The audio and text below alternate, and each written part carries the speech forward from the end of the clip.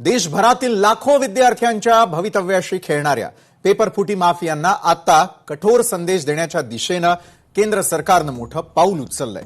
केंद्रीय मंत्रिमंडळानं पेपरफुटी विरोधी कठोर विधेयकाच्या मसुद्याला मंजुरी दिलेली असून दोषींना तब्बल 10 वर्षांपर्यंतचा तुरुंगवास आणि 10 कोटी रुपयांपर्यंत दंडाची तरतूद प्रस्तावित आहे। फास्ट ट्रॅक कोर्ट, कठोर शिक्षा आणि परीक्षा व्यवस्थेतील उत्तरदायित्व या नव्या कायद्यामुळे खरंच पेपरफुटी थांबणार आहे का?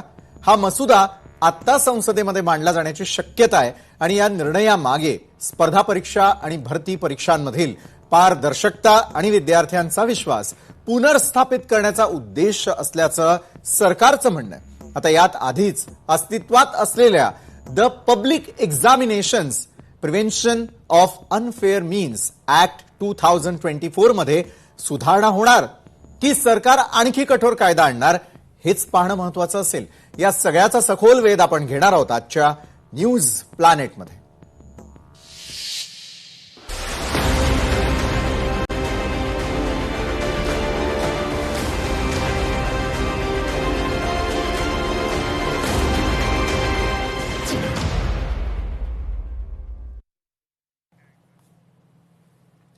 युवकांचं भविष्य सुरक्षित करण्यासाठी पेपरफुटी प्रकरणी कठोर कायदा करण्यासोबत जलदगती न्यायालय स्थापन करण्याची घोषणा पंतप्रधान नरेंद्र मोदींनी केली।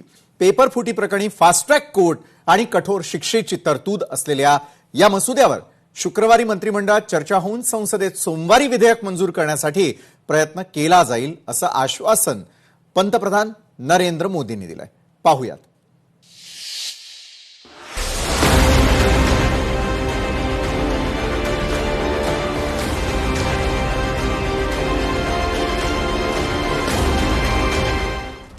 पेपरफुटी रोखण्यासाठी ठोस कायदा आणणार, फास्ट ट्रॅक कोर्ट आणि कठोर शिक्षेची तरतूद। पंतप्रधान नरेंद्र मोदी यांचे आंदोलनकर्त्यांना आश्वासन। देशभर गाजत असलेल्या नीट पेपरफुटी प्रकरणी पंतप्रधान नरेंद्र मोदींनी गुरुवारी मध्यरात्री एक व्हिडिओ प्रसिद्ध करत संदेश दिला। पंतप्रधान मोदींनी पेपरफुटी गंभीर विषय असल्याचं म्हणत यासाठी फास्ट ट्रॅक कोर्ट स्थापन करण्याची सूचना दिल्याचं सांगितलं।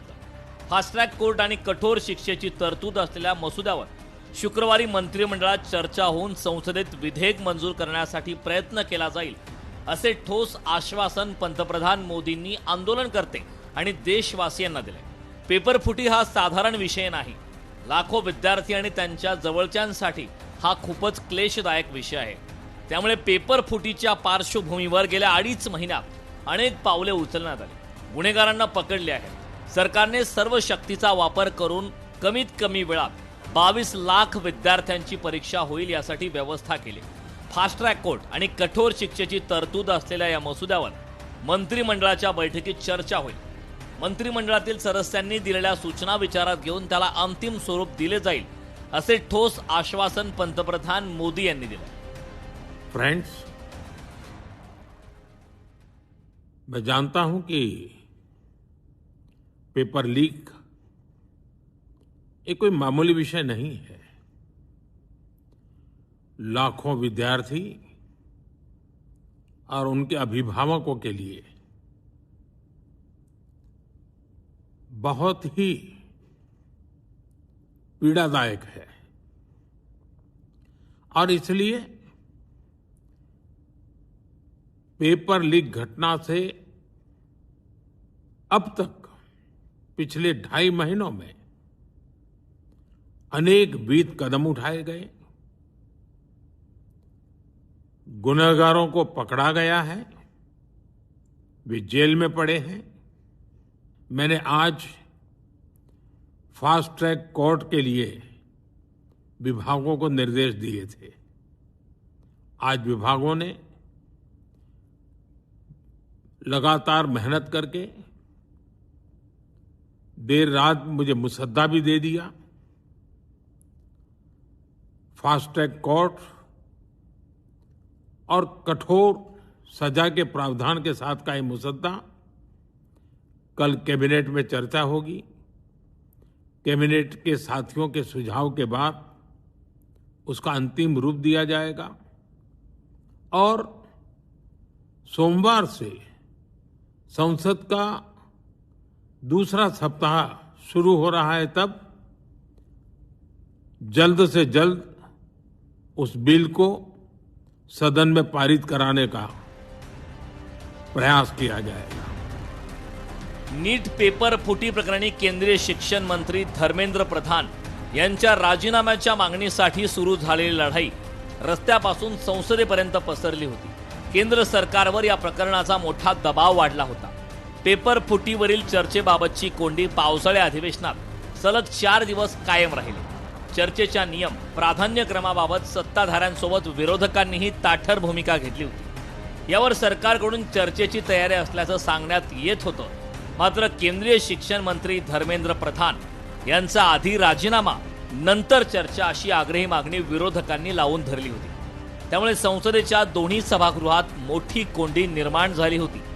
या सर्व पार्श्वभूमीवर पंतप्रधान नरेंद्र मोदींनी गुरुवारी मध्यरात्री त्यांचा व्हिडिओ प्रसारित केला. मोदींच्या व्हिडिओनंतर राहुल गांधींनी टीका करणारी एक पोस्ट केली. विद्यार्थी धर्मेंद्र प्रधान यांचा राजीनामा मागत असल्याचं म्हटलंय. तसेच मध्यरात्री असे व्हिडिओ करून त्यांच्या बुद्धीचा अपमान करू नका. राहुल गांधींनी यावेळी प्रधान यांचा राजीनामा, विद्यार्थ्यांवर लाठीचार्ज करणाऱ्यांवर कारवाई आणि विद्यार्थ्यांची माफी मागण्याची मागणी सरकारकडे केली. धर्मेंद्र प्रधान यांचा तातडीने राजीनामा घ्या, विद्यार्थ्यांची माफी मागा, विद्यार्थ्यांवर लाठीचार्ज करणाऱ्यांवर कारवाई करा. मोदींच्या या व्हिडिओ संदेशानंतर अभिजित दिपकेंनी देखील एक खोचक पोस्ट शेअर केली आहे. कडक कारवाई असे कॅप्शन लिहून एक फोटो शेअर केला. या फोटोत एका घराला कुंपण नाही, पण गेटला कडी लावताना एक व्यक्ती दिसत असल्याची सरकारच्या धोरणांबाबत टीका करणारी ही पोस्ट समाज माध्यमांवर व्हायरल झाली. सोनम सर ने अपना हंगर स्ट्राइक तोड़ दिया है, तो इससे हमें बहुत ही खुशी और राहत मिली है, क्योंकि सोनम सर की जो लाइफ है वो इस देश के लिए बहुत ज्यादा कीमती है. कॉकरोच जनता पार्टी का जो प्रोटेस्ट है जंतर मंतर पर, वो वैसे ही चलता रहेगा जब तक धर्मेंद्र प्रधान इस्तीफा नहीं देते. सोनम सर का जो सैक्रिफाइस रहा है 26 दिनों का, उसे हम वेस्ट नहीं जाने देंगे. जो दिल्ली पुलिस ने ब्रूटैलिटी करी है स्टूडेंट्स के अगेंस्ट, उन स्टूडेंट्स की जो सैक्रिफाइस थी उन्हें हम वेस्ट नहीं जाने देंगे. तो हमारा प्रोटेस्ट तब तक चलता रहेगा जब तक धर्मेंद्र प्रधान रिजाइन नहीं करते. नीट पेपर फुटीवरून गेल्या महिन्याभरापासून सुरू असणाऱ्या आंदोलनाच्या पार्श्वभूमीवर केंद्र सरकारने शिक्षण मंत्रालयातील एका वरिष्ठ अधिकाऱ्याची बदली केली. शिक्षण सचिव विनीत जोशी यांना पदावरून हटवण्यात आले. जोशी यांची पंचायत राज मंत्रालयात बदली करण्यात आली असून नरेश पाल गंगवार यांची उच्च शिक्षण सचिवपदी नियुक्ती करण्यात आली.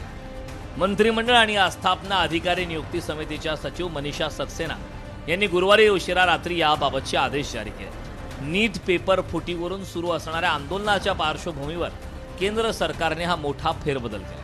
जंतर मंतरवर सुरू असलेल्या या आंदोलनाच्या पार्श्वभूमीवर केंद्रीय मंत्री JP नड्डा आणि मंत्री जितेंद्र सिंह यांनी रात्री उशिरा गुरुग्रामच्या मेदांता रुग्णालयात जाऊन सोनम वांगचुक यांची भेट घेतली.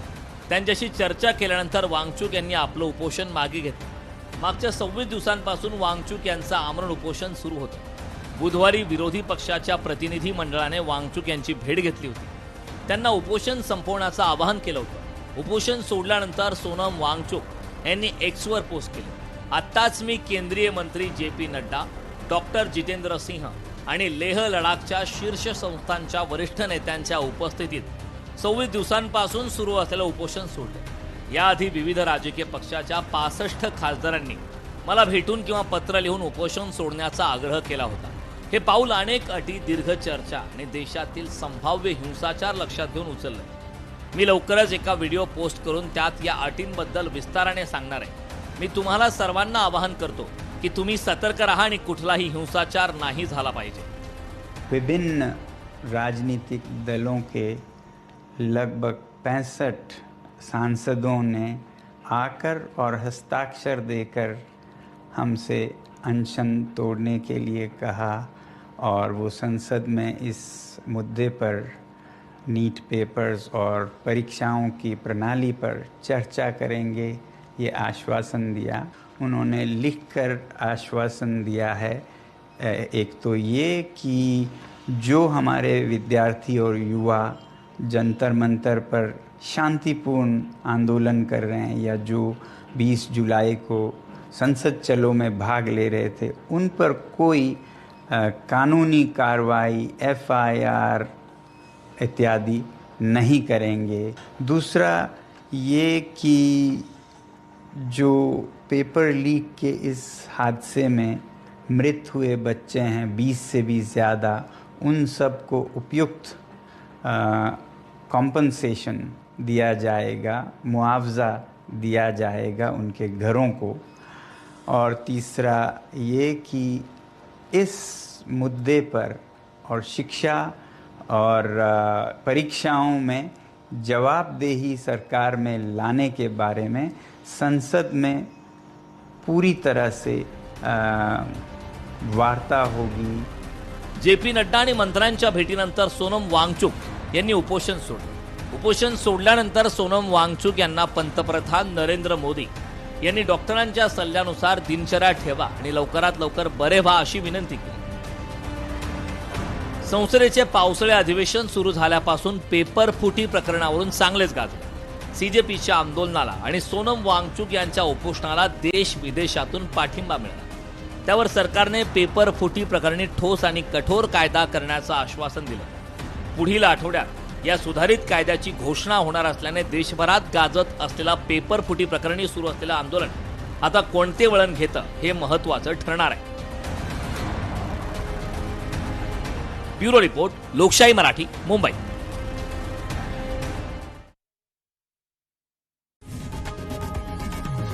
लोकशाही मराठी ऐका, पहा, जागरूक रहा।